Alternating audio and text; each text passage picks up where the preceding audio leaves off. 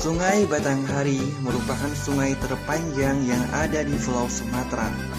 Sebenarnya sebagian dari sungai ini juga mengaliri Provinsi Sumatera Barat. Namun lebih dari 70% daerah aliran sungai berada di Provinsi Jambi, yang memiliki panjang mencapai 800 km.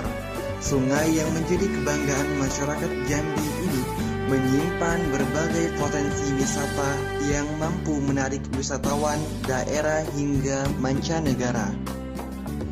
Untuk menemukan Sungai Batanghari sangatlah mudah karena sungai ini hampir mengaliri setiap kabupaten yang ada di Jambi. Sungai Batanghari menyimpan potensi wisata besar yang jika dikelola dengan baik mampu menjadikan magnet bagi wisatawan lokal hingga mancanegara.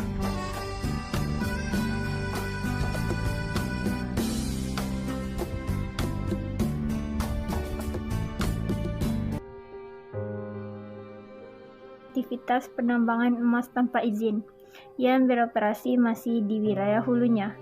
Alat-alat tambang emas atau dompeng beroperasi di banyak titik bagian hulu aliran Batanghari. Tambang emas dompeng juga beroperasi di beberapa anak sungai lainnya yang bermuara ke Batanghari. Cemar merkuri yang memiliki kandungan berbahaya bagi ikan. Sungai Batanghari menjadi habitat beragam ikan air tawar. Hasil penelitian seorang peneliti ikan air tawar dari Universitas Jambi, Tejo Sukmono, menunjukkan sebanyak 320 spesies ikan hidup di Sungai Batanghari. Namun kini penelitian Tejo mengungkapkan sedikitnya ada belasan jenis ikan yang terancam punah. Ikan-ikan itu diantaranya seperti arwana silver, puta, dan belida yang sekarang sudah sangat jarang ditemui. Namun demikian, potensi ini bisa berkurang atau terjadi penurunan biodiversity kalau kondisi-kondisi di Batanghari tidak segera diatasi. Ada beberapa faktor yang mempengaruhi.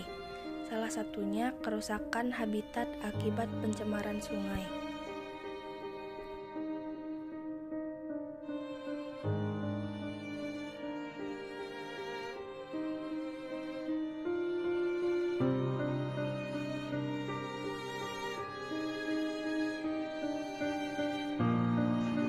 Dampak yang ditimbulkan akibat dari pencemaran Sungai Batanghari ini, yang pertama itu sampah yang menumpuk dan tidak terkontrol dapat menarik mikroorganisme atau hewan seperti lalat yang dapat menimbulkan penyakit.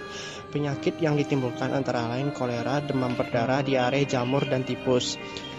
2. Penggunaan pestisida dapat menyebabkan rusaknya ekosistem. Air yang tercampur pestisida jika mengalir ke sungai, maka hewan yang ada di sungai akan mati karena meminum air yang sudah tercemar tersebut. Sampah plastik tidak mudah terurai.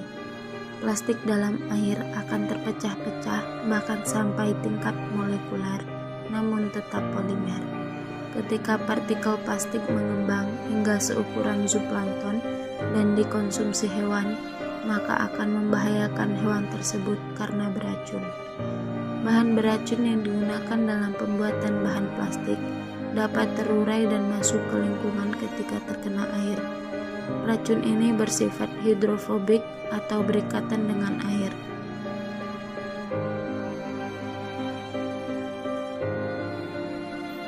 Jadi, upaya yang harus dilakukan untuk mengatasi dampak dari rusaknya ekosistem Sungai Batanghari yang disebabkan atau yang diakibatkan penambangan minyak mentah dan emas ilegal atau ilegal drilling. Upaya yang harus kita lakukan antara lain menghentikan aktivitas penambangan minyak dan emas ilegal dengan bantuan pemerintah yang berwenang, merupakan upaya yang paling efektif untuk memulihkan kondisi Sungai Batanghari yang notabene sudah tercemar dan warna airnya yang kekuningan. Berharap nantinya aktivitas ini dihentikan akan dapat membantu pemerintah mengembalikan keadaan Sungai Batanghari seperti dahulu.